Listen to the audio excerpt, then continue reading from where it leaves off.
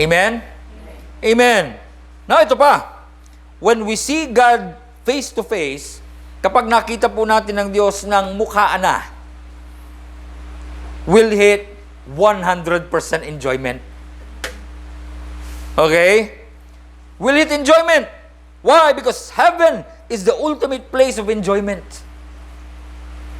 Kaya alam niyo po mga kapatid, hindi ako natatakot mamatay. Ikaw, takot ka bang mamatay?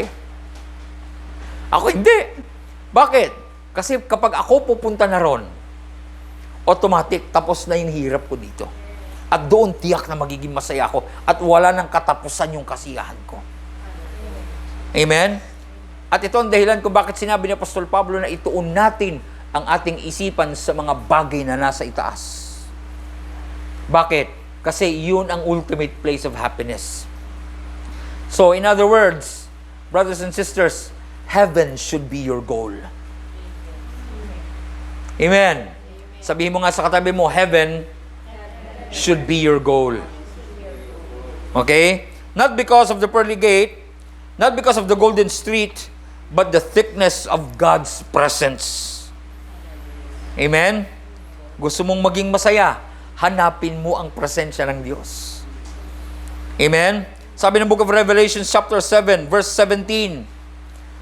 Revelation 7, verse 17. Sabi po, mga kapatid ng Biblia, time will come that God will wipe every tear from your eyes. Darating ang araw at panahon na ang Diyos mismo ang magpapahid na lahat ng luha na lumalabas dyan sa iyong mga mata. Eh, paano kung sinabi mong, Pastor, wala na akong mailuha? Ako, hindi ako maniwala dyan sa iyo. Luluha ka pa rin hanggat buhay ka. Pero kapatid, di bali nang lumuha ka ngayon, darating ang araw, siya mismo ang magpapahid ng mga luha mo. Now, when you enjoy God, you will find strength. Kapag in-enjoy mo si Lord, magiging malakas ka. Sabihin mo nga sa katabi mo, magiging malakas ka kapag in-enjoy mo si Lord. Sabi ng Nehemiah chapter 8 verse 10. Nehemiah chapter 8 verse 10. Then he said unto them, Go your way, eat the fat, and drink the sweet. Send portions unto them, for whom nothing is prepared. For this day is holy unto the Lord. Neither be ye sorry, for the joy of the Lord is your strength. The joy of the Lord is your strength. Amen. May kausap pa ho ba ako? Gusto mong maging masaya? Hanapin mo yung kasiyahan ng Diyos at iyon ang iyong magiging kalakasan. Amen. Now, if you want to enjoy God, we must be in His words. If you want to enjoy God, we must be in His words.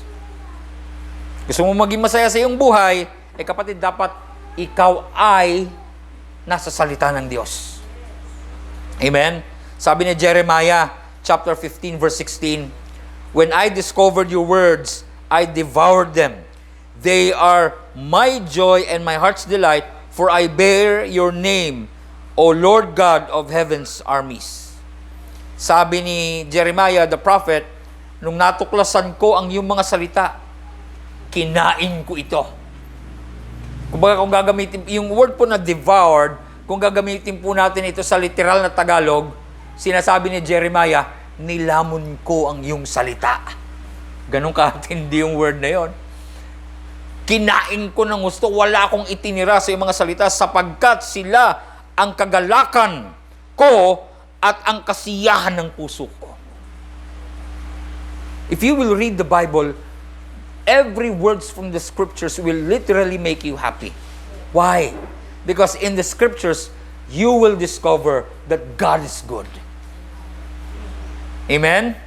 Praise God. Now sabi ni King David sa Psalm 119, I rejoice in your word like the one who discovers a great treasure. 119 verse 162. Sabi ni Haring David, ako ay masaya, nagsasaya sa iyong mga salita, na gaya ng isa na tuklas ng isang napakalaking kayamanan. Amen. Now, the big question is this. Do you want this kind of life? Ito ba yung gusto mong buhay? Gusto mo bang maging masaya sa buhay dito sa mundo kung papaanong gusto ng Diyos na maging masaya ka? Simple lang. Matthew 11:28. Sabi ni Jesus, "Come to me, all who are weary and heavy laden, and I will give you rest." Yung word po na rest dito comes from the Greek word anapao. Pag sinabi pong anapao, it means to cease from moving. Okay, to cease from moving while you recover and regain your strength. Nandiyan pa ho ba kayo? Pag sinabing rest na sinasabi dito ni Jesus sa Matthew 11:28, ang ibig sabihin nito ikaw ay patitigilin ng Panginoon sa anumang iyong ginagawa para manumbalik ang iyong kalakasan. Amen? Kapatid, gusto ni Jesus na bigyan ka ng rest. Gusto ni Jesus na bigyan ka, kapatid, ng kagalakan na hindi kayang agawin ng sanlibutan. Na kahit lumabas na, kapatid, ang lahat ng toxic na tao, magiging masaya ka pa rin. Naku, kanina lang, andyan yung toxic na tao.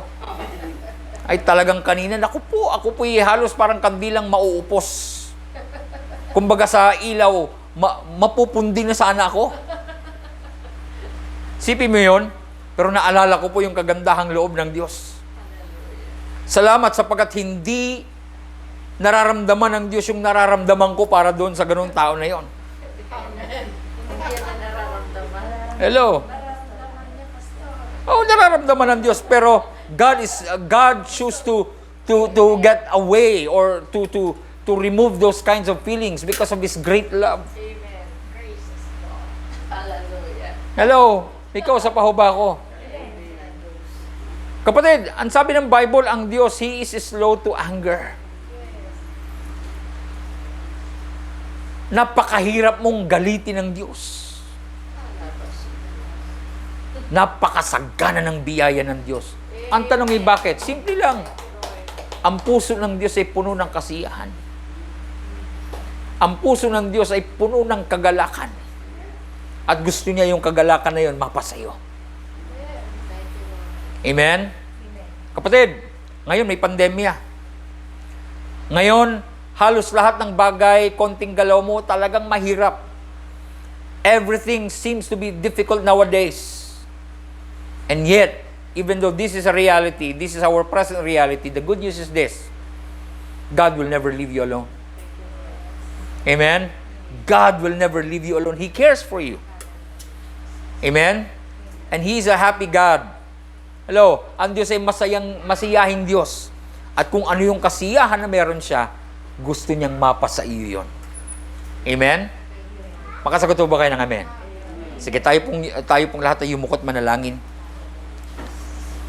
Panginoon, ngayon pong hapong ito, nagpapasalamat kami sa iyong kagandahang loob. Nagpapasalamat kami, O Diyos, sa iyong napakasaganang biyaya na patuloy mong inuukol sa aming lahat. Salamat sapagkat kahit kailan hindi ka nagkulang. Salamat sapagkat sa lahat ng bagay, lalo na sa pag-ibig at kabutihan, napakasagana mo, O Diyos, at ito'y patuloy mong ibinibigay at idinudulot sa aming mga buhay. Ngayon pong hapong ito, O Diyos, hindi po lingid sa inyong kaalaman ang aming nararamdaman. Ang iba po sa amin sa oras na ito ay maaring may galit, maaring nag-aalala, maaring may takot, maaring may pangamba. Ngunit, O Diyos, Ikaw ang source, Ikaw ang pinagmumula ng lahat ng kagalakan. Kaya, Ama, sa mga oras na ito, punan mo kami ng iyong kagalakan. Lord, sa iyong biyaya, tulungan mo kaming makita ang buhay na kaloob mo sa amin. Tulungan mo kami, O Diyos, sa iyong biyaya na ma-enjoy ang bagay na binigay mo na sa amin sa pamamagitan ng tinapos ni Kristo sa krus. Lord, right now we come to you. We trust your goodness. We trust your grace. Right now, in the name of Jesus, brothers and sisters, I want you to receive the joy of the Lord. Receive the joy of the Lord, which is your strength. Tanggapin mo ang kagalakan ng Panginoon na siyang iyong kalakasan. Tanggapin mo ang kasiyahan na nagmumula sa Diyos. Panginoon, maraming salamat po sapagkat ngayon pong hapong ito, naniniwala kami ang puso namin ay pinupuno mo na ng kagalakan na nanggagaling sa iyo. At dahil dito, kami ay magiging masaya na sa amin pong buhay. Maraming salamat po, O Diyos. Ito po ang aming dalangin sa tanging pangalan ng Panginoong Jesus. And everybody that believe, say Amen. Palakpakan ho natin ng malakas ang Panginoon.